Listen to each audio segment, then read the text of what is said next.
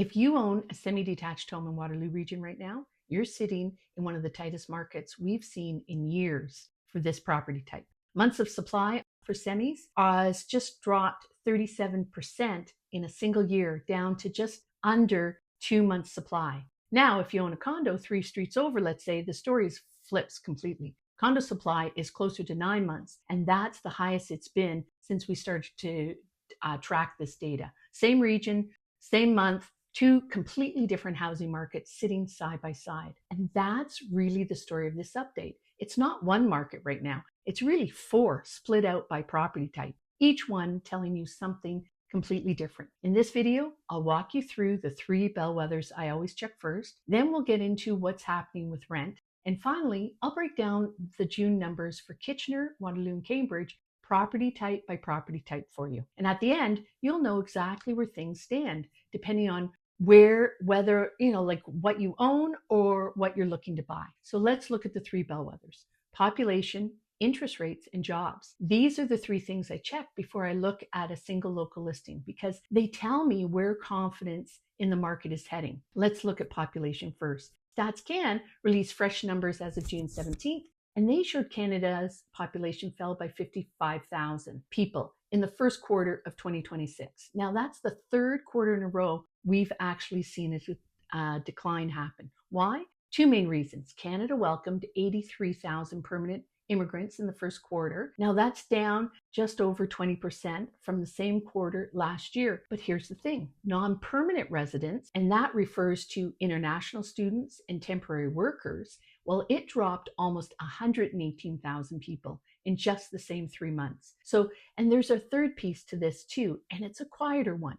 For the first time, natural increase went negative, meaning more Canadians died than were born in that quarter. Small number, only 155, but it's a first. And I'm wondering, is that an ongoing trend for us? So this matters because less people, less demand. We'll see this when I go over the number of properties sold later in this video. For now, let's look at interest rates. The Bank of Canada held its overnight rate at 2.25% as of mid-July. Now that's the 6th straight hold. Prime sits at 4.45%, and you'll have probably noticed how little attention this has gotten. Remember when you'd see all over social posts, interest rates are coming down? Now, not much of anything, really a non-event. And inflation ticked up to 3.2% in May, mostly because of gas prices tied to the war in the Middle East. Strip out gas, and it's down to 2.2%, right around target. The bank's next decision is going to be held September 2nd. So the Bank of Canada is happy that inflation is within its target range. Just a side note here, this isn't true inflation. This is core inflation, which means strips out food and energy. That means reported inflation will always be lower than real or actual inflation. The good news is rates aren't moving much in either direction right now. That's actually a bit of stability after the 2 years of a lot of movement, and stability tends to help buyer confidence, even if it doesn't feel very exciting. As for jobs, Stats Canada June labor force survey came out July 10th, and Canada added 18,000 jobs. The unemployment rate dropped a 1/10 of a point to 6.5%. Ontario specifically sits higher at 7% unemployment. Youth unemployment fell to 12.7%, which is generally a good sign because young people are usually the first to feel a slowdown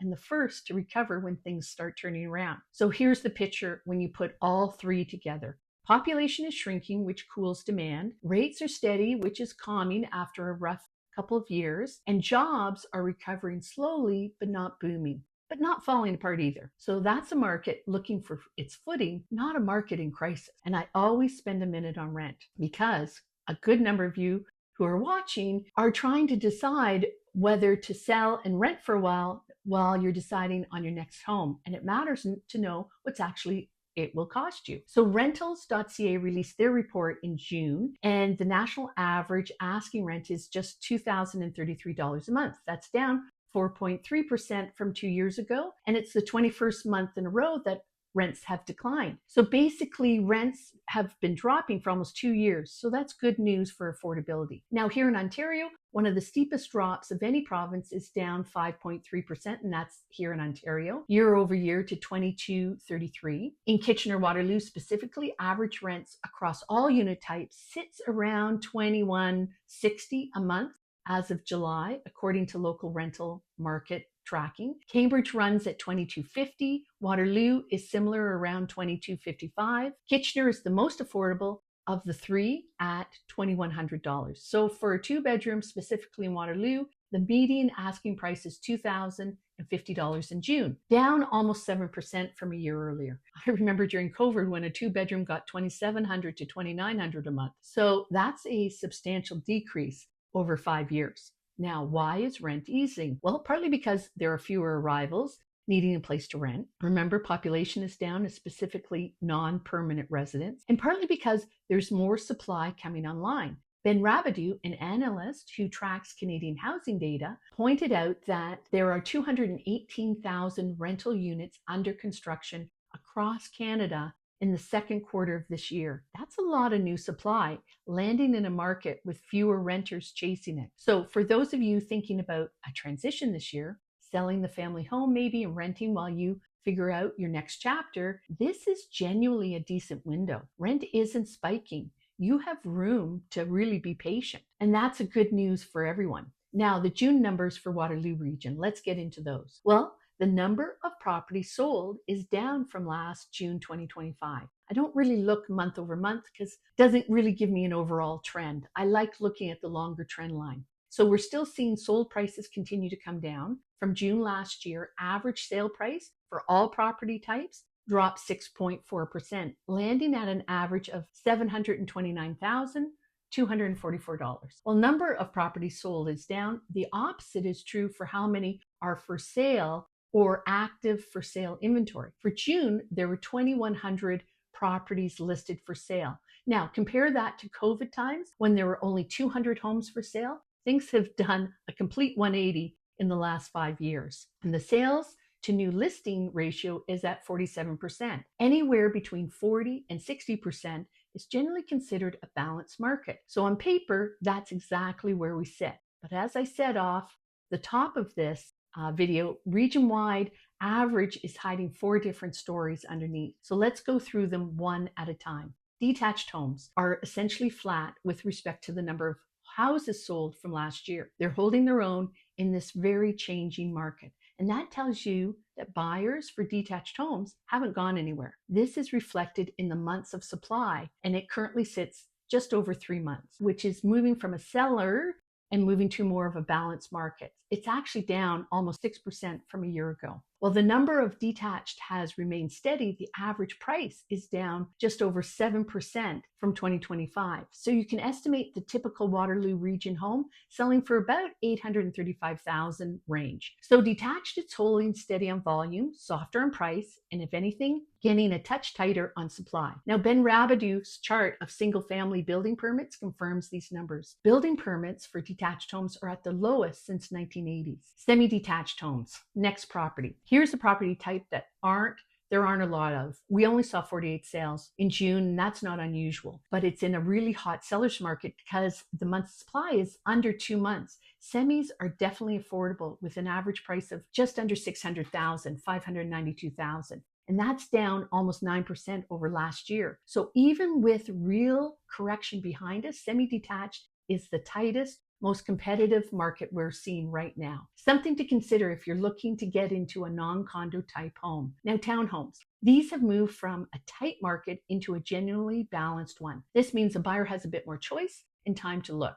Average prices fell over 9% from last year. Inventory is now in a balanced market territory, which means 5 months worth of inventory out there. Condos. The story is still lots of condos for sale. There are almost 9 months worth of inventory. 9 months. So this means there's more inventory coming on the market for sale than being sold. And in 2024, there was only 6 months of inventory. Now we're at 9. Condos have firmly been in a buyer's market for a solid 2 years. More inventory means more choice for a buyer. This translates into prices being pushed down. And we've seen that prices have dropped 9% from last year. Since the peak of 2022, condo prices have dropped over 20%. And in June, only 8 condos sold. Never did I think I would see so few condos sold in one single month. So there's your 4 markets: detached, holding steady; semi-detached, genuinely tight; townhomes, newly balanced; condos squarely in buyer's territory and getting more so. So I want to take you through the bigger picture. A couple of things worth mentioning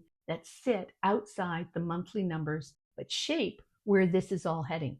Ben Rabideau also flagged that resale inventory across Ontario as a whole was down 5.1% year over year in June, while sales were up 5.5%. His read is that the broader Ontario resale market may be tightening a little bit. And he also noted that Kitchener-Waterloo has seen real house prices, meaning adjusted for inflation, fall roughly 47% from February of 2022, which was the peak, making it the hardest hit metro he tracks. And I want to flag that as his analysis, not StatsCan figure. And it's measuring inflation-adjusted prices, not nominal average prices that you see in monthly reports. But it's a striking number, and it tells you how far this region ran up and how far it's coming back down.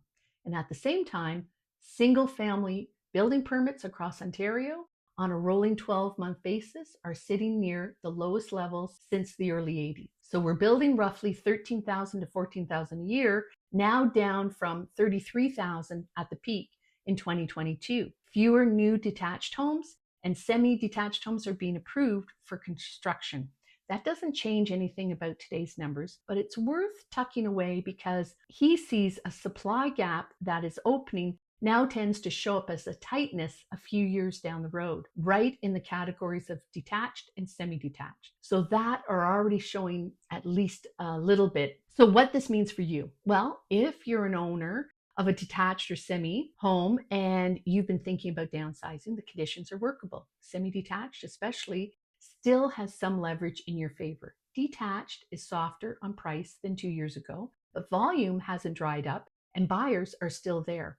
Price it honestly and correctly for today, not for 2022, and it will definitely move. If your next chapter involves buying a condo, whether that's for yourself or you're helping a family make that move, this is about as much choice and negotiating room as you're likely to see for a while. You know, with almost 9 months supply of inventory means you're not competing with 5 other offers. You have time to be selective, time to negotiate, and room to ask for what you actually want. And if you're weighing whether a rental year in between the numbers support that too. So rent is easing, not just here, but across Ontario. And that gives you breathing room to make a considered decision rather than a rushed one. So imagine a situation where you're selling a detached home in Kitchener after 30 years of living there, moving into a condo in Waterloo region. And on the selling side, you're in a balanced market of just over 3 months supply.